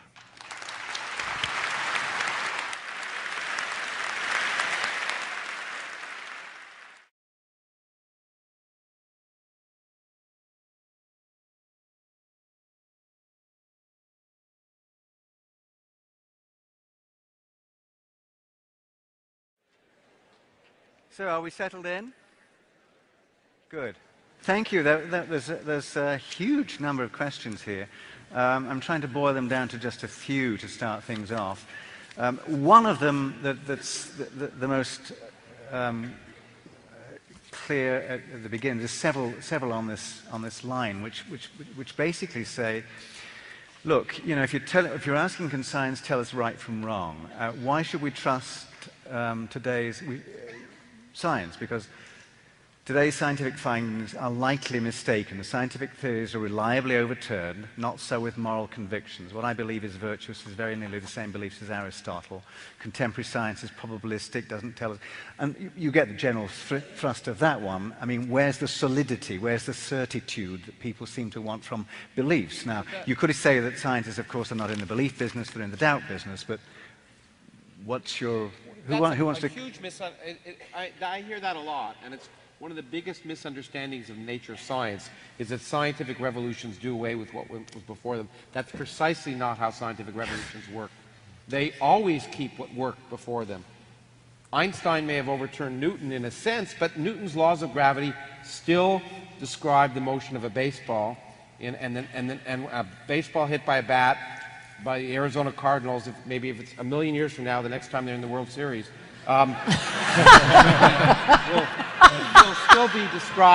will still be described by Newton. And so what works continues to work. We learn new things at the forefront, but we don't overturn the science that accurately describes nature. And so it's not as if, you know, the argument is given, well, you know, tomorrow everything's going to be different. Why learn science today? That's not true. Whatever we learn at the forefront of science in the future about the brain or about physics, it's not going to change the things that describe reality well now. Steve. I think another myth is that Aristotle got ethics right and we haven't made any progress since then. In fact, it's actually quite astonishing to see how morality has historically changed. This isn't a relativist argument that says that every age has its own morality, but I think one could very well make the argument that there has been progress in morality for the same reason there's been progress in science and mathematics. In fact, all of them feed off one another. I don't know if Aristotle had a good argument against slavery, but there certainly was a lot of slavery in Aristotle's Greece. It's not so easy until recently to find sustained arguments saying that there's anything wrong with slavery, or with executing homosexuals, or with confining women to the home, or with rape, or with animal cruelty. All of the cruelty to animals, a lot of these arguments are surprisingly recent. They pass into common understanding and common decency. We look at history and we just shake our head wondering how people could do such horrible things. So moral standards do improve, partly in discourse with science. There are also a number of... Anybody else want to go to that one? Or there were a number of questions that asked about the spectrum here. I mean, are we just talking about human beings when we're talking about morality, or are we talking about... what are we talking about in terms of values and value systems in other animals? Well, I think I addressed that briefly. I think you can find proto-morality, at least, in non-human animals. You can certainly find behavior that resembles human moral behavior. And I think at least in the great apes, we can find some evidence of reflection, if you like, or something close to that in terms of what's happening. Now, as I said, we developed that immensely because we're able to reflect on it in a quite different way and discuss it among ourselves and build up a tradition and refer back to Aristotle or Confucius or Buddha, whoever it might be. So there's no doubt that we have something that's, very significantly different from non-human animals, but I also think there's a continuity that we shouldn't deny. Yeah, there's one question actually talking about animals flourishing without science and without social contracts. How on earth did they manage? I mean, one answer would be that they flourished to a degree. They flourished as a species, but of course their lives were relatively short, and many of them died because nature is not that great, really. They die horrible death. Well, that seems to me to be putting it a little bit strongly. I think that there are, amongst social mammals, quite apart from social insects, there certainly are local practices as well as practices that obtain within the group over time and sometimes are transmitted to other groups. But by and large, of course, many social mammals have done extremely well, and as long as there are not great catastrophes, such as volcanoes, they really did do quite well. What do you mean by doing extremely well? You mean the species survived, but many of them died. I mean, we can talk about each species, but it's very common for 90% of the young to die within a month or two of birth in many species, right? So, like what species? Well, I mean, take fish, for example. Oh, no, I thought we were talking about social mammals. Well, okay, so, I mean... But social mammals are under... The great apes are under huge stress. They are now, but I mean, I thought we were talking about while they had a habitat. But I think that's the point. Without science, they're under extreme stress because of the fact that we're living in a time of perhaps one of the greatest extinctions in the history of the Earth. And, we should tell the new members of Congress that who don't believe in global warming that, in fact, we're exacerbating that by our behavior, and science is necessary to reveal the fact that human-induced global warming is going to change our environment, and it's going to produce many more extinctions. So to be kind to animals, we have to, in some sense, use the result of science. Yeah, well, of course. I mean, before, but that's a different issue, yet again. Before we get too dewy-eyed, we might remember that it's the burning of hydrocarbons, which was also a scientific discovery and a technological... Look, that's right, but that's exactly right. But it's not up to scientists to determine how to use it. It's up to scientists to explain what the consequences are. That's it. Well, but I think that's one of the issues that came out in our workshop and also amongst the folks out here. With a question like, can science tell us right from wrong? It's being construed as being, is it a replacement value system entire, right? So what you're saying is it can inform decisions, but whether it actually becomes a well, I ultimately think it is, but I think it is even stronger than that. It is, in some sense, the basis of many of our values, many of our Enlightenment values, and I think that's implicitly what many of us in this room are arguing for, exist because of the results of the scientific method and the Renaissance that resulted from them. I think that's actually a source of confusion. I totally agree with you, but that we're using science in very different senses in this conversation. I think you're right. There's a lot of confusion about certainly what I mean by science. I did not mean for a moment to defend science in the very narrow sense as experimental science, men in white lab coats scanning brains as the only source of morality, and that's really a straw man. I mean science in a much broader sense, the sort that Steve invoked, of secular rationality and honest truth claims based on honest observation and honest and clear reasoning. And we all are citizen scientists in many of our, or honorary scientists in many of our moments. And insofar as we're intellectually honest and trying to have our beliefs about the world and our certainty about those beliefs kind of scale with the evidence. And that is the source of clear thinking about the possibilities of human and animal well-being. The crucial thing I want to argue for is that what do we mean when we say that something can be morally good or evil? And is that a truth claim, or is that just merely manufactured based on cultural invention or something that's been drummed into us by evolution and is just a product of our social emotions and emotions like disgust? There are two very different ideas about how science can lead us to strong truth claims about the nature of good and evil. One, somewhat advocated by Peter here, is that science is limited in describing kind of how we got here. So we have evolutionary science, which tells a story about how we got here, and we can understand what people do and mean in the name of morality in those terms. But it can never make the leap to tell us what we should do. And I think that there's confusion there, because it's one thing to ask, how is it that people come, basically every culture we've ever encountered has come to feel that women are in some sense the property of men. We can tell an evolutionary story about why that's so. We can tell a neurobiological story about what men are doing with their brains when they think that. But we can, in the spirit of science, we can ask a very different question. It's a totally different project, and we can ask, to what degree do people and societies become better? Which is to say, to what degree do they experience greater depths of well-being when they cease to treat women that way? And the answers there, whether or not any of us know them, are answers that fall within our growing scientific understanding of the human mind and all of the ways in which we can see the influences upon it. And again, that is not just laboratory science. That's from genetics to economics.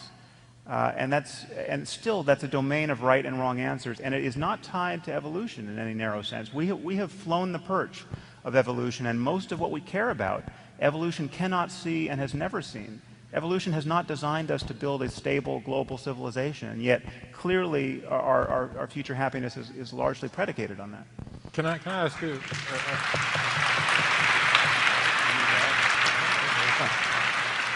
Can I ask you a question, Sam? Because we've had some discussion during the break, and maybe I did take your view of science too narrowly, in which case I apologize. But you just said you want this broader view of science from genetics to economics. Now, I know that if in other cultures, for example, if you think of the German term Wissenschaft, which we often translate as science, it includes philosophy and ethics, as any serious study of a phenomenon.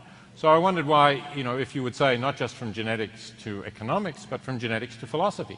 Yeah, absolutely. If that's all counts as science, then perhaps we don't really have a disagreement, because we certainly share the view that not only science, but careful thought and rational reflection is how we're going to advance ethics, not through, for example, religious belief or just taking things on faith. Yeah, absolutely. I think philosophy, there is no clear border between philosophy and science.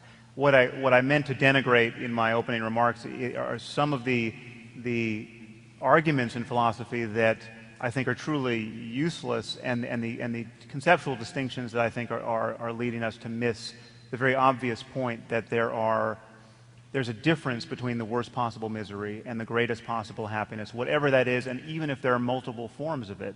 And those differences are fully constrained by the laws of nature. So there have to be right answers, and the right answers are not predicated on whether we can find them. And we do science in the context of that larger reality which we may fail to fully discover. In fact, we know we will fail to fully discover it, and yet this includes every possible claim we can make in the moral sphere. And the idea in philosophy currently is that is an incredibly edgy and controversial thesis in moral philosophy and metaethics, and I frankly just don't see how it could be, given that every possible experience is only possible based on the nature of the way the universe is. Could I just ask about that? I mean, it's one thing to know, of course we know when things are going really badly, and I think you start your book with a scenario in which somebody has just been the victim of atrocities and so on, and just life's as bad as possible. We all know when things are going really, really well. But the construction of a scale, or the idea that there's, whether we know it or not, there's a fixed place, a fixed way of valuing things, that doesn't follow, and I'm not sure it's true. I mean, let's just think of a case. Suppose we went on holiday last year to the mountains, we went this year to the seaside. Was one holiday better than the other? Well, I deny that there's a single objective answer to that, which we just don't happen to know, but that some omniscient sort of brain scanner in the sky could measure. Because a lot of it's going to be itself conditioned by value judgments. If my wife and I argue about which holiday was better, she may point out that bad meal we had in the mountain hut, and I might point out the day I got sand in my bathing trunks and so on. But none of this is providing a convergent answer to a definite point out the day I got sand in my bathing trunks and so on. But none of this is providing a convergent answer to a definite problem for which there's a definite measure. And I think a lot of human life is rather like that. Well, life is, all you're saying is life is complicated. That's true. That's why I do physics. But the statement I think that Sam's trying to get at, which I'm very sympathetic to, is that you're absolutely right. It's very difficult to determine, and there may be many equivalent solutions to a problem. But without asking, if you wanted to sit down with your wife and say which was better, you'd have to ask some questions about what happened during this and what happened during that, and make some rational assessments based on those experiences. And without doing that, you couldn't address the question at all. And I think that's the point that I was trying to emphasize. It's very complicated, and for humans, and it may be impossible to actually answer the question. Just like I don't know where every atom is in the air molecules in this room, you would argue that in principle there's a series of questions and a process by which you might try and address those questions. And I think that's what. Yeah. And in principle, you could be mistaken. You could misremember your holiday. You could fail to know what it was actually like to be you on that holiday, and you could come away thinking, well, I love Hawaii, it's my favorite place, and your wife could rightly say, you were miserable every moment I sat next to you on the beach. And that's just, so we are not incorrigible with respect to even our own experience of the world, right. And we can be self-deceived, etc. Right. But and there's obviously distinctions that don't matter all that much, and it's not worth it to try to get the details right. But in the limit, it's very clear that we are operating in a space of possible experience that's constrained by the way the world is and the way the brains we currently have, and the idea that somehow we have to maintain this holding pattern of moral relativism or multiculturalism or just you all have to make it up for yourselves approach to questions, to the most important questions in human life is not intellectually honest. We don't all have to make up medical truth for ourselves. We don't all have to make up physics for ourselves, and we don't all have to make up what is actually true of the human mind for ourselves. And it's just not a. But it's not a credible. I wasn't arguing that anything's made up, that we make up anything for ourselves. Well, you work it out for everyone working it out for themselves could be wrong. There's a background truth, and that's all I'm arguing. Do we think that the neuroscience, rapidly developing as it is, has any will it have any power in helping us understand some of these things? I mean, you talk about flourishing, Sam, human flourishing. Can you think of any neuroscience result that speaks to increases in human flourishing? Well, that science is truly in its infancy, so it's not. There were a couple of questions about what does the insula do, what do mirror neurons do. That's why I'm in neuroscience. Yeah, we're beginning to. People are beginning to study well-being at the level of the brain, but people are. There really is this taboo in science, and it's a taboo you can sort of hear reinforce in this room that. It is considered somehow intellectually disreputable or Orwellian or Huxleyan to ever imagine that science can tell us in a prescriptive sense how we should live. But there's nothing Orwellian about science telling you, medical science saying, listen, if you don't want to die of lung cancer, don't smoke. There's no men in white lab coats don't descend on every smoker, and we just give the information out, and if you don't want to get lung cancer, well, the first thing to not do is smoke. There's no one in this room who would be indifferent to knowledge coming from science if we discovered how best to teach children compassion. I mean, surely there are wrong ways to teach children compassion. If an advanced psychology told us, listen, if you do this in the first 2 years of life, you're going to have much more compassionate children than they otherwise would be. Having some scientific understanding of the role that compassion plays in our life, who would be indifferent to that information? Who would feel that it was an Orwellian overreach on the part of psychological science to give that information out? I don't see the problem. Pat, do you have anything on neuroscience you want to say?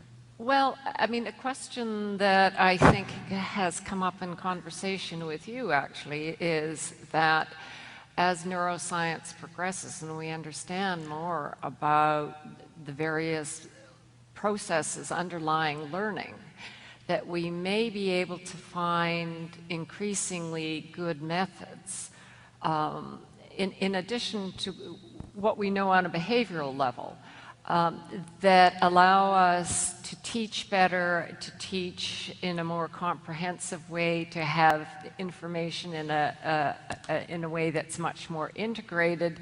I mean, ultimately, I think this would be consistent with something that would interest Sam, is that we might find ways that allow us to make humans more rational in the ways that we go about in the behavioral level, teaching them the various things about the nature of their social world and how to flourish in that social world, how to be good citizens, how to cooperate well, and how to do well. I mean, I don't want to sound Pollyanna-ish about this because, of course, there is tremendous variability in many respects across the population, and not just in things like intelligence, but also in the capacity for sociability and in temperament. And as we discover more about the underlying physiology of, for example, temperamental differences or the degree of sociability, there may be better and better ways of teaching children or bringing them along so that they can flourish in a greater way and so they can be better citizens. So I think those things are really quite possible. At the moment, though, we really just don't know enough about the organization of the brain to do that. But things are progressing at a quite remarkable rate. And so it does seem to me, and I know that you've been involved with the education project in San Diego, but it does seem to me that we may very well be able to achieve greater things in the education process, and in particular, not just with regard to learning math and physics, wonderful though they are, but we may be able to teach better in this broader domain. And so I think those are things that we might want to take into account. There were several questions that dealt with, I don't want to get into the details of philosophical arguments here, but there were several questions nevertheless did present what I presume is supposed to be the ultimate smackdown here, which is you can't derive an ought from an is. We've heard it lots of times. Could we just dispense with that quite quickly and somebody answer that? Yeah. Well, I would love to address that. Can I? Sure. No, I think there's several. I thought I dealt with that in my talk. We can't get is without ought. I mean, science can't justify science. That doesn't make science unscientific. I mean, science can't justify our urge to understand the universe. It can't justify our respect for evidence. It can't justify our respect for logical consistency. That doesn't make it unscientific. Medicine can't justify not wanting to die early. But once you admit you don't want to die early, you can have a science of medicine. These are false problems in philosophy. And that's one of the reasons why I started denigrating philosophy. Because it's just, I mean, people are, you can't believe the email I get from very smart and overeducated people who think that that there's no way to argue against the Taliban because they've read some Hume saying you can't get an ought from an is. You know, it's interesting about Hume. I mean, of course, Simon is the great Hume scholar here, certainly not me, but when you really pay very close attention, what he does seem to be saying is that you can't derive a statement about what ought to be from statements about is. Well, what does he mean exactly by derive? Well, if we take modern logic as our cue here, what he means is that you can't construct a valid argument where the conclusion absolutely follows given the premises. All right, so you can't derive it. So there isn't a logical, that is a deductively valid argument that will do it for you. But what about induction? What about inference to the best explanation? And there what I think is quite interesting, that when you actually read Hume, he himself makes all kinds of inferences about what we ought to do based on the fact. Now, they're not deductively valid inferences, but quite honestly, how one gets around the world most of the time has almost nothing to do with deduction and has everything to do with other kinds of pragmatic inferences. Most days I make many decisions about what I ought to do that aren't necessarily social decisions. And they are not derived using a logically valid argument. They're just inferences about what's a reasonable thing to do. If I have a terrible toothache, I ought to go to the dentist. Given the background knowledge I have, it's a perfectly reasonable thing for me to do. So we can concede Hume's point that you can't derive an ought statement from is statements. But I think all of the time within both the physical world or the physical domain and the social domain, we make judgments about what we ought to do without resorting to a yet deeper rule that tells that provides sort of the normative basis. And that seems to be borne out by results in psychology. So, Well, so I hang on a just second. I knew you'd interrupt me, Roger. I just need to say one thing. The old line from Shakespeare about let's kill all the lawyers, it seems to be let's kill all the philosophers. I'm just looking at a piece here in Sam's book, the footnotes to chapter 1, Moral Truth. You gave two reasons why you hadn't. Many of my critics fault me for not engaging more directly with the academic literature on moral philosophy, and then you can speak to this if you want to as well. But there are two reasons why I haven't done this. First of all, I've read them. You didn't arrive at your position by doing that. You used logic and so on and so forth. And secondly, you said, I'm convinced that every appearance of terms like metaethics, deontology, non-cognitivism, anti-realism, emotivism, etc., directly increases the amount of boredom in the universe. I stand by that. So, But you see, that's your view, Sam. I find it really exciting when people I talk could be about wrong. metaethics. I could be wrong, but It seems to me that there's a problem. I don't understand why. I guess I'll denigrate philosophy. Why appeal to an authority of some? One of the things I like about science is that we don't appeal to anyone usually more than a year old. And when we look at the literature, we certainly don't say, well, you know, what they thought 500 years ago is really, really so significant that we need to do. Who the heck cares what Hume said? It seems to me at some level, because he was living in a world that knew a lot less than we did. Now, he raised questions that are universal and that we continue to have to ask today. But because he said, but what amazes me is the presumption that there are many examples where it's obvious that you can get ought from is.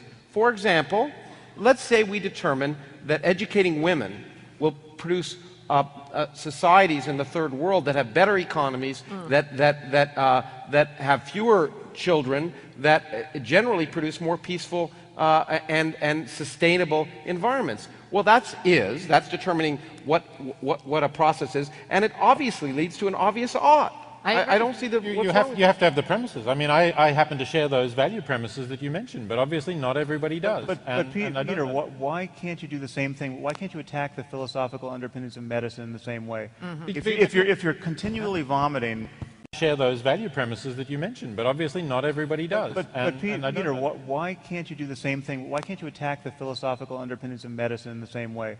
If you're continually vomiting, you should go to the doctor and get X, Y, and Z. But that just assumes you don't want to continually vomit. Yeah, it does, exactly. What about the person who wants to continually vomit? But that's an assumption. I mean, your example was, if I want to live longer, then I should. But not everybody does want to live longer. But that's shorthand for a whole suite of concerns that everyone recognizes are the only intelligible discussion about human health. And now if we can find one person who says, listen, I like vomiting, I like continuous pain, and I'd like to die tomorrow, he's not offering an alternate medical, health-based worldview that we have to take seriously. He just doesn't get invited back to the conference about medicine. But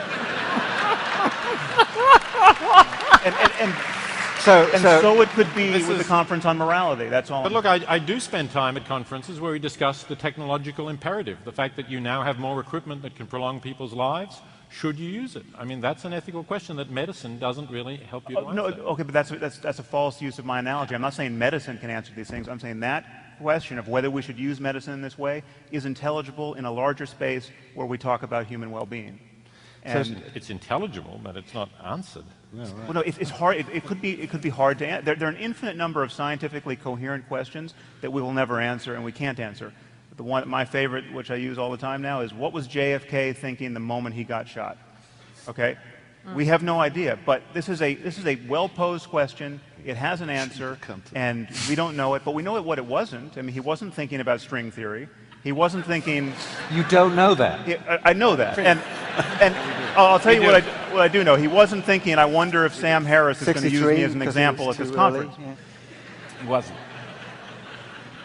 Simon, just answer for me, if you would, Lawrence's point about his ahistorical point there. I remember a review you did of Bernard Williams's books where you talked precisely about the need for the historical perspective. Yes, I know, it's terrible. You know, science now is being used by Lawrence in the narrow sense that he explicitly said he wasn't using it in. Namely, it's the physicists and chemists who don't read stuff that's more than a year old. And I think he's very wise. He probably shouldn't read Shakespeare or Tolstoy or Aristotle or Hume or Darwin. These are all well over a century old. And of course, they've got absolutely nothing to tell us about life. Absolutely nothing. And the reason he shouldn't read them is that you have to come to read something with a mind which is prepared to accept it. I'm sorry that Sam has come to ethics with its own vocabulary, meta-ethics, emotivism, expressivism, and so on, obviously determined to find it boring. And I'm sure he can find it boring. No. And many people come to Shakespeare and find it boring, and many people listen to Beethoven and find it boring. And there is no argument that will stop them, and that's part of Hume's point about reason. Bernard Williams, a great moral philosopher, once said that there's a holy grail that some people have, which is to find the argument that will stop them in their tracks when they come to take you away. Now, it's perfectly true. Hume thought there was no such argument. And I believe you can know as much science as you could ever find out, and you'll still not find the argument that will stop them in their tracks when they come to take you away. That's the point about the is-ought gap. And that's the point about not being able to derive morals from reason. But that's a move you can't make in any other domain of knowledge. We have not found the argument that will convince a majority of the American people that evolution is a fact. Okay, 25% agree that evolution is a fact. It's been 150 years. Biology, the truth of biology is not predicated on being able to convince everyone. And so that's just a straw man argument. I would also add, I mean, you're absolutely right in what you said, that these people are worth reading, but they're worth reading with a modern mind. You believe that you as a philosopher, you believe you have more to say about Hume because you're living in the 21st century where human knowledge, our knowledge of the world allows you to reflect on those same ideas that he was talking about, but with a more prepared and capable mind to do it, in principle. And that's the point that I'm saying, is that we shouldn't take these words on authority. They're interesting ideas, but we've learned something, and we should be prepared to say that they're wrong, or we should be prepared to say we now know better. And I'm sure that in some sense, as a philosopher, you'd love to write a piece saying we know better than Hume, and here's the reason why. Yeah, I mean, I don't deny that we read with more experienced minds in some ways. We've got other sources of authority. We've got other bits of Let's knowledge. expand it a little bit to think about literature as you were just doing there. Let me give you an example. How many of you, does the name John Coetzee mean anything to you? J.M. Coetzee, C-O-E-T-Z-E-E, Oh, yeah. is Nobel Prize-winning I don't pronounce it that way. writer with one of his books was called Elizabeth Costello, one called Disgrace, recently Summertime. There's a volume out now actually called John Coetzee and Ethics, and two chapters, a book, a short novella called The Lives of Animals, which is from his novel Elizabeth Costello, was actually his presentation as some lectures at Princeton. You were a respondent, Amy Gutman was there, Wendy Doniger, and so on. Could you speak to this point, because I think it's rather an important one? I'm sorry, what is... The question, the intersection of literature and ethics, and whether you can find anything of value about this question, the question about morality in here and so on. Yeah, I mean, certainly I think we can. Obviously, I think Simon mentioned writers like Tolstoy or any of the Shakespeare. We can read them, and through them we can learn to understand what things are like for other people that we might not have grasped. That's obviously valuable. Coetzee, I think, does that. I think what's distinctive about many of his novels is that they pose deep moral questions for us, and that they present sometimes quite explicitly, as in Elizabeth Costello when she's talking about animals and the suffering that we wrongly inflict on animals, sometimes more implicitly in terms of building the context of the situation, as in Disgrace, for example. We are led to think about these questions in a particular context, and I think that is clearly enlightening. Now, I don't think, if we are taking science in this very wide sense, I don't think it's contrary to what Sam would be suggesting. It's a way of gaining insight, and perhaps it doesn't test it in a rigorous way, but it provides insights which we might want to explore further on. Yeah, I wanted then to weave that also, and we're coming to a close now, to Steve, because in Steve's presentation today, where you were actually talking about the escalator of reason, you were talking about things improving, you were talking about the decline of violence, one of the things that you suggested as a factor in there was, in fact, the prevalence and the increase of novels and so on, being able to put yourself in somebody else's mental shoes and so on. So could you elaborate a little bit on that? Yeah, there is when you ask what are the developments that led to the measurable moral progress that our civilization has enjoyed, such as the abolition of slavery and torture and cruelty to animals, one could make the case that an increase in literacy, including the consumption of realistic fiction, played a role. What many novelists do is what many moral philosophers do, that is, come up with a thought experiment, a hypothetical scenario, sometimes preposterous, that clarifies moral intuitions. And I think a lot of fiction does that for us, more artfully perhaps than, although maybe less precisely than the typical philosophical thought experiment. I mean, just one example is the sequence in Huckleberry Finn, in which Huck is racked with guilt over the terrible thing that's been paining his conscience, namely that he ran away with a slave who was someone else's property. And what did that slave owner ever do to poor Huck that he would be so treacherous as to steal his slave? And then finally Huck says, "Oh, well, I guess I'm a morally imperfect person. I'm not gonna turn Jim in." Now that's a wonderful way of tweaking our intuitions as to whether moral conviction necessarily leads to morally praiseworthy conclusions. So one way, that's just one of many examples, I think, in great fiction that pushes our moral intuitions via thought experiments. And another is that fiction is an empathy technology. In order to enjoy fiction, you have to project yourself into the life of someone who may be very much unlike you. The rise of the novel in the 18th century did come before the rise of many humanitarian reforms.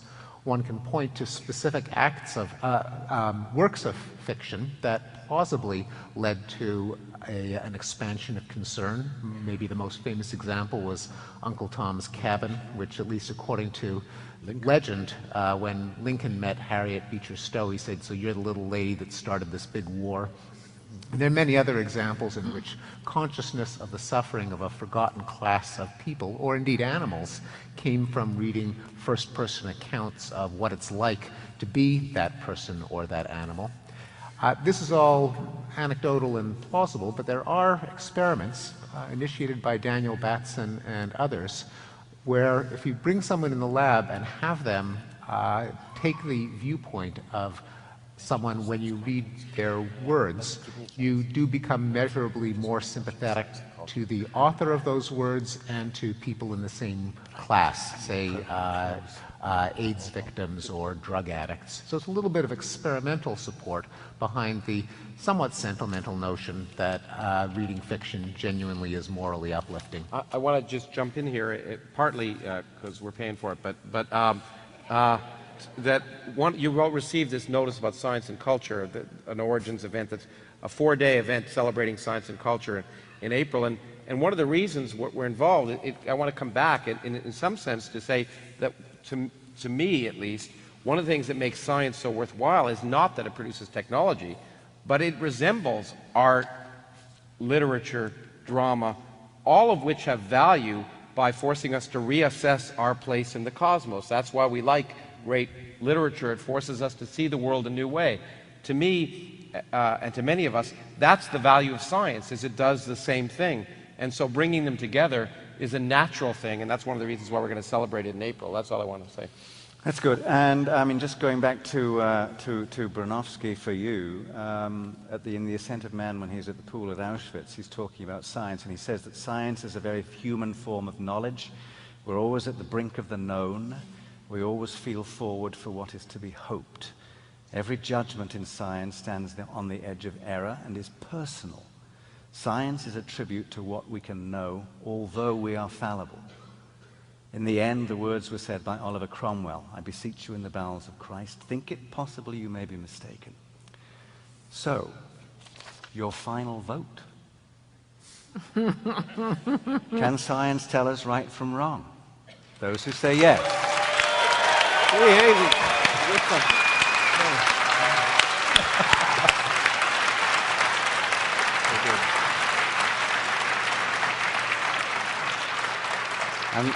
And those who say no?